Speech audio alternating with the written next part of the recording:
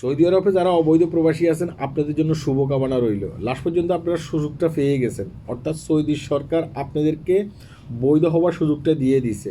আমাদের বাংলাদেশের বিভিন্ন পত্রপত্রিকাতে আসতেছে। এখন আপনি কিভাবে বৈধ হতে পারবেন? আমি গতকালকে বাংলাদেশের একটা পত্রিকা দেখছি, আপনি কিভাবে বৈধ হতে পারবেন। আপনি যদি একজন অবৈধ প্রবাসী হয়ে থাকেন সৌদি আরবে, আপনি কি করতে হবে? আপনি প্রথমে একটা কোম্পানি ধরতে হবে, কোন কোম্পানিতে লোক নিচ্ছে সেই কোম্পানি আপনাকে যাচাই বাছাই করে খোঁজ করে বাইর করতে হবে।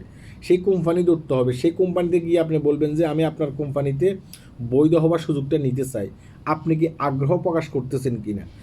তখন যদি ওই কোম্পানি বলে যে হ্যাঁ আমি আপনাকে নিতে আগ্রহ প্রকাশ করতেছি, তখন আপনি বৈধ হতে পারবেন।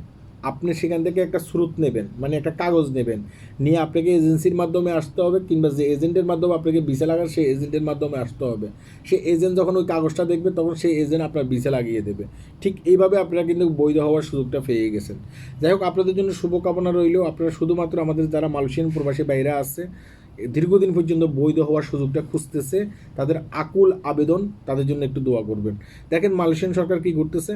মালয়েশিয়ান সরকার এখন বৈধ হওয়ার কোনো সুযোগ দিচ্ছে না। মালয়েশিয়ান সরকার কী করতেছে, নতুন করে বিভিন্ন দেশ থেকে লোক আনার জন্য কলিংয়ে তারা আগ্রহ প্রকাশ করতেছে। ইতিমধ্যে তারা কয়েকটা দেশকে কিন্তু ডিক্লেয়ার দিয়েও ফেলছে, তোমাদের দেশ থেকে আমরা লোক নেব। অর্থাৎ যারা এখানে অবৈধ প্রবাসী আছেন তারা এখন বৈধ হতে পারবেন না। তাদের জন্য একটু দোয়া করবেন, তারাও যেন আপনাদের মতো ঠিক এইভাবে বৈধ হতে পারে। শুধুমাত্র মজাটা আপনারাই নেবেন, সুযোগটা আপনারাই নেবেন। অন্য কোনো কান্ট্রিতে যারা আছে তারা সুযোগটা নিতে পারবে না, তারা কষ্ট পাবে। এটা হতে পারে না।